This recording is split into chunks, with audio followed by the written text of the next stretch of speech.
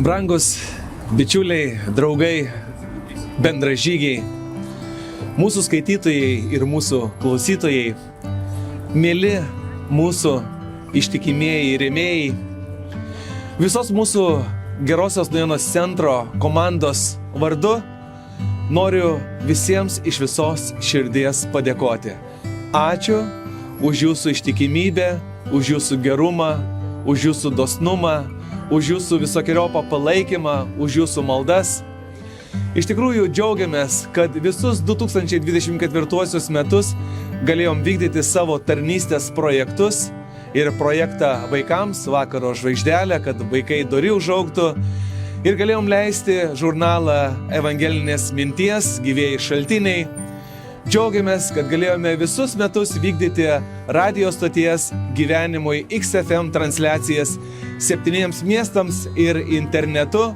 Džiaugiamės, kad galim ir toliau leisti ir platinti krikščionišką literatūrą, leidžiamas knygas. Todėl ačiū ir dar kartą ačiū Jums už Jūsų ištikimybę, už Jūsų dosnumą. Todėl prasmingiausių ir gražiausių švenčių proga noriu Jūs visus pasveikinti su mūsų viešpaties ir gelbėtojo Jėzaus Kristaus gimimo švente ir palinkėti visiems Dievo artumos.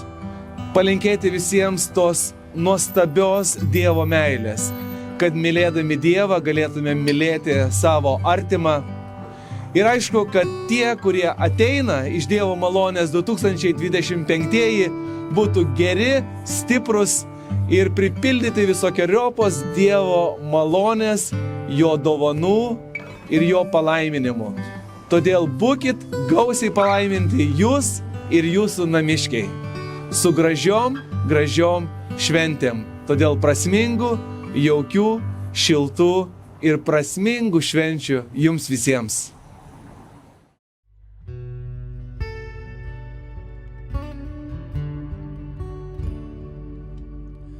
Iš dangaus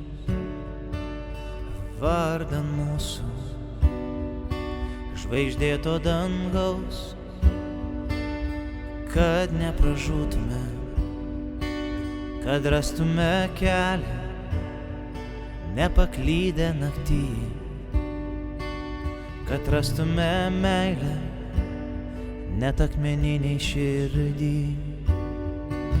Jis tapo žmogum, atėjo mūsų vesti,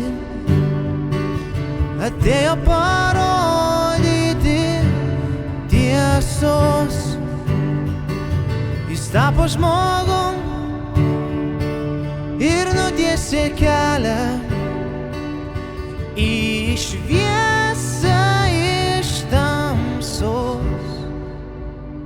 Jis tapo žmogum,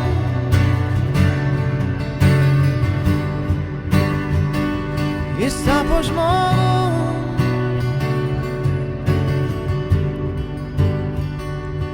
Tylią naktį, kai žemė miegojo,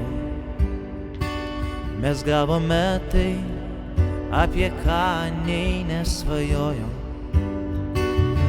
Ta tylią naktį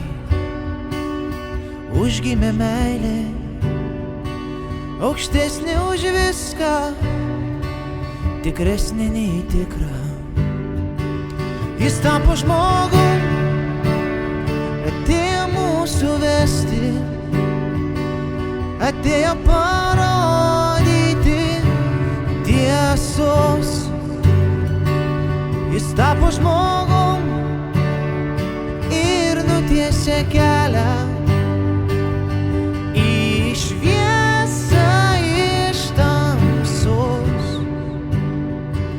Jis tapo žmogum, atėjo mūsų vesti, atėjo parodyti tiesos. Jis tapo žmogum ir nutiesė kelią į šviesą iš tamsos.